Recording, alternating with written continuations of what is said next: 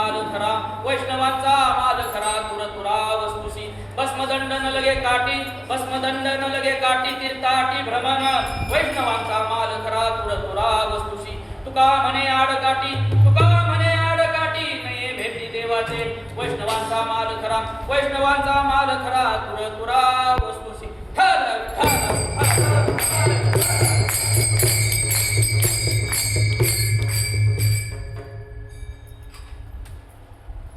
पांडुरंगा करू प्रथम नमन दुसरे चरण संताचिया त्यांच्या कृपा जाणे कथेचा विस्तारू बाबाजी सद्गुरु दास तुका ओम नमो ज्ञानेश्वरा करुणा करा दयाळा तुमचा अनुग्रह लाभलो पावन झालो चराचरी गुरुर ब्रह्मा गुरुर विष्णू गुरुर देव महेश्वरा गुरुर साक्षात परब्रह्मा तस्मै श्री गुरुवे नमः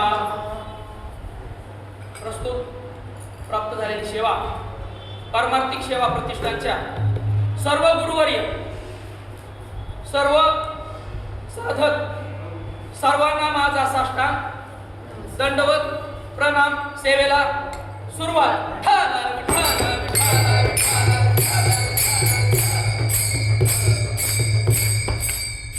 मुखी नाम हाती मोक्ष ऐशी साक्ष भूतांची वैष्णवांचा माल खरा तुर तुरा वस्तुसी हा 4 चरणांचा तुकाराम महाराजांचा अभंग आहे. आपण इंद्रायणीच्या काठी जिथं इंद्रायणी काठी देवाची आनंदी लागली समाधी ज्ञानेशाची अशा पवित्र तीर्थ क्षेत्री आपला नाम यज्ञ सोहळा चालू आहे. तुकाराम महाराज एक प्रमाणे बघा तुका म्हणे देव भक्तांचा संगम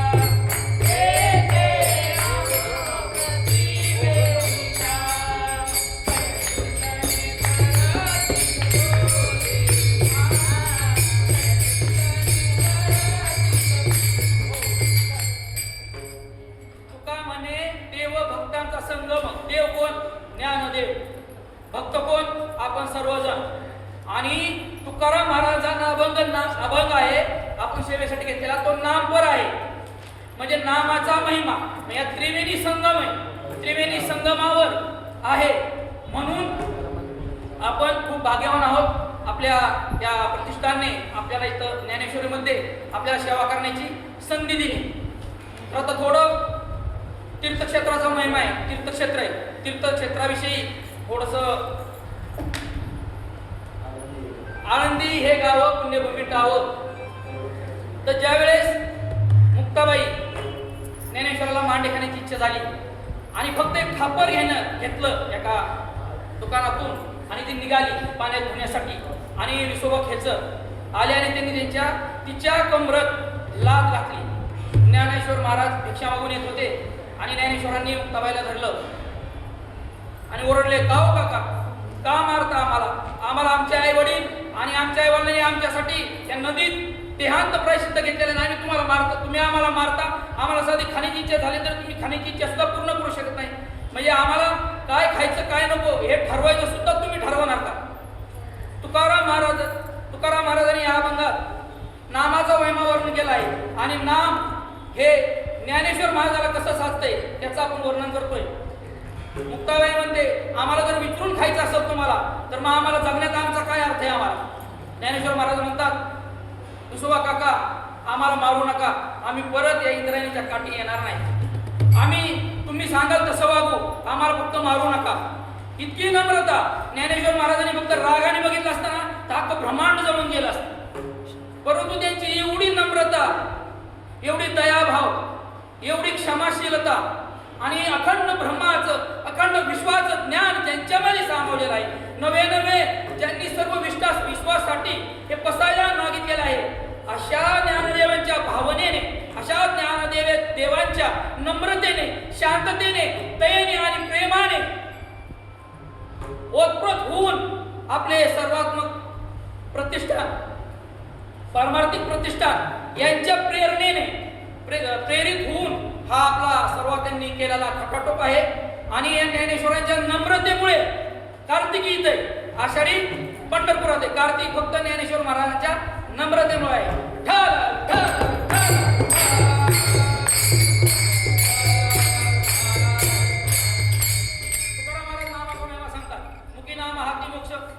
घेतल्या नाम घेतल्या लगेच मोक्ष मिळतो का महाराज? आपली भक्ती तर मी सांगू नये. आपली भक्ती म्हणजे सर्वसाधारण लोकांची. मी एका ठिकाणी सप्त्याला गेलो होतो. दोघं जण माझ्याबरोबर बाबा होते. हरिपाठ बसलो. आली पंगत वाढली, बसली जेव्हा म्हणले महाराज का हो आज काय? अहो तुम्ही आधी ते म्हणून राहू द्या, अगोदर चालू करा हरे राम राम राम हरे हरे केलं चालू द्या. म्हणले ते चालू करा होतं. पण काय महाराज ते सांगा. म्हणलं अहो काय नाही, आज फक्त भात डाळ आणि लापशी. हरे राम राम राम हरे हरे हरे कृष्ण. तेच नसत तर म्हणजे जमत नसत तर द्यावी कशाला? हरे राम राम राम हरे हरे. म्हणजे आपली भक्ती अशी दुसऱ्या ठिकाणी पंक्तीला म्हणलं महाराज चालू करा हरे राम राम राम हरे हरे. काय खायला? हरे राम गुलाबजामुन हरे राम राम राम हरे हरे हरे कृष्ण लिंगावर हरे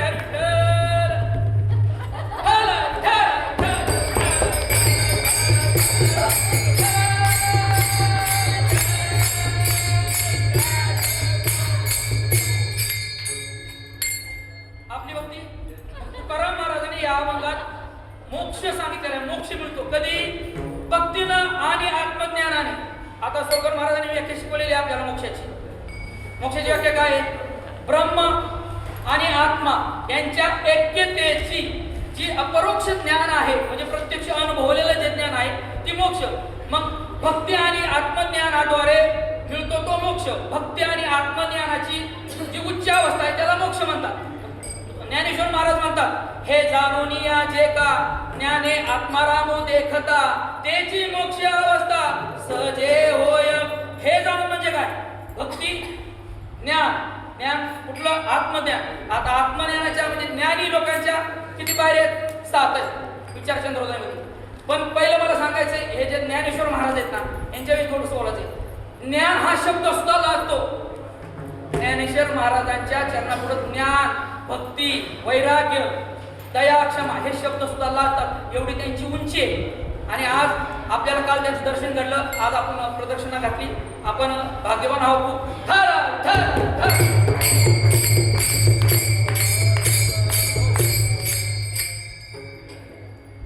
तर भक्ती आणि ज्ञान याच्या जोरावर आपण मोक्ष प्राप्त होतो. हे जाणून या जे का ज्ञाने आत्मारामो देखता त्याची मोक्ष अवस्था सहजी होय. ही मोक्ष अवस्था आहे. मग मोक्ष अवस्था, मोक्षाचा अर्थ सांगितलं तुम्हाला की अपरोक्ष ज्ञान आणि ब्रह्म आणि आत्म्याचं जे अपरोक्ष ज्ञान आहे त्याची ऐक्यता किंवा त्याची जाणीव होणे म्हणजे हा मोक्ष. मग अशी बहुतांची साक्ष आहे तुकाराम महाराजांना. असे बरेच लोकांनी सांगितलं. कुणी सांगितलं? पुतण्याला दिला मोक्ष कृष्णाने. अजून कोणाला दिला? अजामेळा आणि गजेंद्र. तर पुतण्याला दिला सर्वांना माहिती आहे. अजामेळाला दिला आणि गजेंद्रला दिला. गजेंद्राला तर माहित पण नव्हतं देव कसा आहे.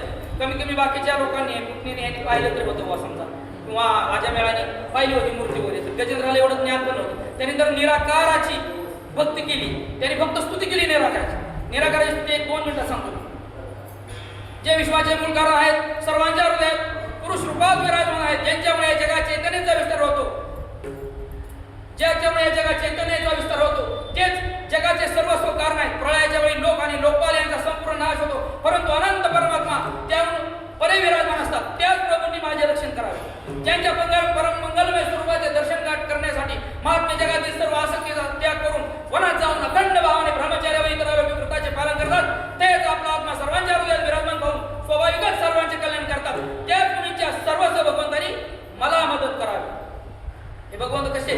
ते भगवंत ना देव आहेत, ना दैत्य, ना मनुष्य आणि पुष्पक्षी आहेत, ना ते स्त्री आहेत, ना पुरुष, ना नपुसक, ना कोणी ते नपुसक आहेत. या सर्वांचा निषेध झाला म्हणजे हे ज्या उपाधी आहेत देहाला, या सर्वांचा निषेध झाल्यावर जे शिल्लक राहते तेच त्यांचे खरे स्वरूप आहे.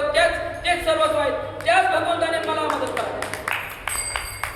प्रभू तुमच्या 3 शक्ती सत्व, रज आणि तमच्या आसक्ती व इतर वेग आहेत असंही आहे. या सर्वांचा निषेध झाल्यावर जे शिल्लक राहते तेच तुमचे खरे स्वरूप आहे. आणि त्याच परमात्म्याने मला मदत करावी. बस एवढी स्तुती केली गजेंद्राने. आणि त्यांना मोक्ष मिळाला. पण भगवंत मोक्ष का देतो? मोक्ष किरार दुरारा दुकीर होय, तरी तो आराधी तुझे पाय, धाडसी ते तू जाय पाय तू जैसा. भगवंताचा पायी काय मोक्ष, म्हणून भगवंत देऊ शकतो. आणि म्हणून भगवंताचं नाम वैष्णवांचा माल खरा तुर तुर. वैष्णवांचा माल वैष्णव कोण? प्रथम भाव वैष्णव. अरे जे भगवत भक्त आहेत ते वैष्णव, ज्याच्या गळ्यात पवित्र तुळशीची माळ आहेत ते वैष्णव, जे आपल्या आईवडिलांची सेवा करतात, जे आईवडिलांची पूजा करतात, आईवडिलांचा मान राखतात, कधी अपमान करत नाही ते वैष्णव.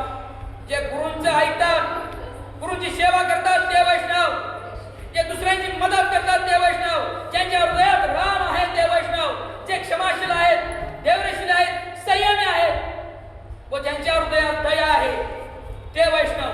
वैष्णव जनाते तेने कहिए पीर पड़ाई,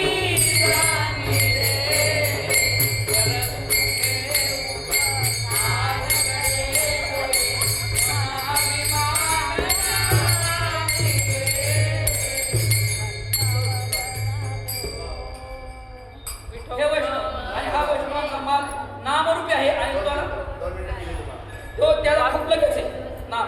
आणि ह्याच्यासाठी भगवंताला प्राप्त करण्यासाठी असं उगं भस्म घ्यायचं, कपाल लावायचं, इथं लावायचं, इथं लावायचं अशी करायची गरज नाही. कुठं तीर्थाटन करण्याची गरज नाहीये. त्रिवेणी संगमी नाना तीर्थे भरमी, चित्ती नाही नामी तरी ते व्यर्थ. काहीच करायची गरज नाही. तुकाराम म्हणतात आडकाठी कशी येत नाही.